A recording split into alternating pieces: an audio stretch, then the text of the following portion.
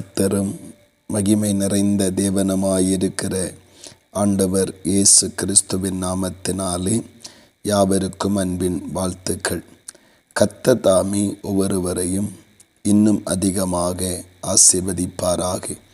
இந்த நாளுக்குரிய தியான வசனம் சங்கீதம் 117 அதன் 2வது வசனம்.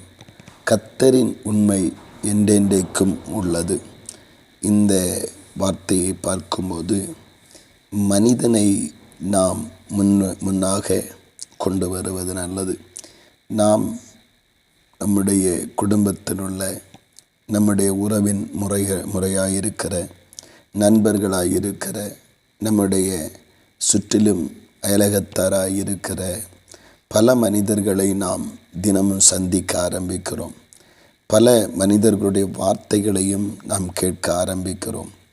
ஆனால் பல மனிதர்களுடைய வார்த்தைகளுக்கும் வாழ்வுக்கும் சம்பந்தம் இல்லாமலே இருந்து கொண்டிருப்பதை நாம் கண்ணார காண்கிறோம். காரணம், உண்மைக்கு புறம்பான ஒரு வாழ்வு, உண்மைக்கு புறம்பான ஒரு செயல், உண்மைக்கு புறம்பான ஒரு பேச்சு, உண்மைக்கு புறம்பான ஒரு கிரியைகள், இப்படி நாம் பார்க்கிறோம். இதனாலே நம்முடைய மனம் பல நேரங்களிலே சலித்து போகிறது. தாவீது சொல்லும்போது, எல்லா மனிதனும் பொய்யன் என்று என் மனக்கலக்கத்திலே சொன்னேன் என்று சொல்லுகிறான்.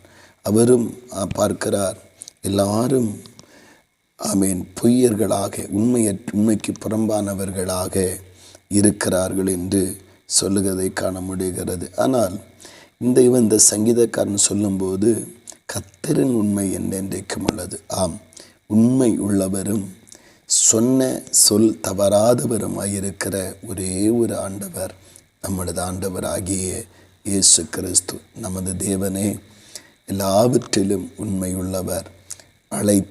அழைத்த அழைப்பில் உண்மையுள்ளவர். அபிஷேகத்தில் உண்மையுள்ளவர். வாக்கு தத்தங்களில் உண்மையுள்ளவர். வாழ வைப்பதில் உண்மையுள்ளவர். வழி நடத்துவதில் உண்மையுள்ளவர். நம்மை எந்த தீங்குக்கும் இந்த உலகத்தில் ஒப்பு கொடுக்காதபடி பாதுகாத்து கூடவே இருந்து நம்மை கரை சேர்க்க, பரலோகம் சேர்க்க அவர் உண்மையுள்ளவராயிருக்கிறார். மனிதர்கள் உண்மைக்கு புறம்பானவர்களாய் உண்மையற்றவர்களாய் ஜீவித்தாலும் தேவனாகிய கர்த்தர் அவரை நம்புகிற ஒவ்வொருவருக்கும் உண்மையுள்ளவராகவே இருக்கிறார். ஆனபடினாலே மனித வாழ்வை கண்டு, மனித ஜீவிதத்தை கண்டு நாம் இன்றைக்கு குழம்பிக் கொள்ள வேண்டாம், மனம் சலித்து கொள்ள வேண்டாம். அழைத்த தேவன் உண்மையுள்ளவர். அவர் அப்படியே செய்வார். கொஞ்சம் கூட மாற்றமில்லாதபடி எந்த நோக்கத்திற்காக அழைத்திருக்கிறாரோ, எந்த விஷயத்திற்காக அழைத்திருக்கிறாரோ, எந்த முகாந்திரத்தை கொண்டு அழைத்திருக்கிறாரோ, எந்த இடத்தில் கொண்டு போய் சேர்ப்பதற்காக நம்மை அழைத்திருக்கிறாரோ, அப்படியே அவர் செய்வார். அவர் உண்மையுள்ளவராக, அப்படியே அதை நிறைவேற்றுகிறவராக காணப்படுவார். ஆம், கர்த்தர் ஒருவரே உண்மையுள்ளவர். அந்த உண்மையுள்ள தேவனை நாமும் உண்மையோடு கூட பற்றி கொண்டு கர்த்தருக்காக வாழுவோம். கர்த்தராகிய தேவன் நம்மை ஆசீர்வதித்து நடத்துவாராக.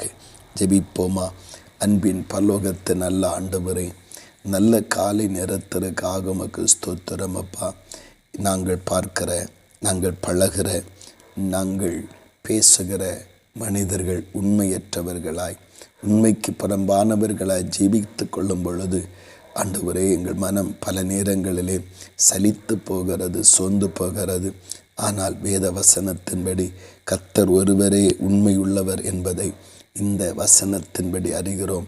உடைய உண்மை என்றென்றைக்கும் உள்ளதாயிருக்கிறபடியாய் ஸ்தோத்திரம். ஒரு நாள் மாத்திரமல்ல, ஒவ்வொரு நாளும் ஒவ்வொரு காலமும் உலகம் முடிகிறது வரைக்கும் கர்த்தர் எல்லாவற்றிலும் எங்கள் வாழ்க்கையில் உண்மையுள்ளவராயிருந்து நடத்த நீர் போதுமானவர் என்பதை அறிகிறோம்.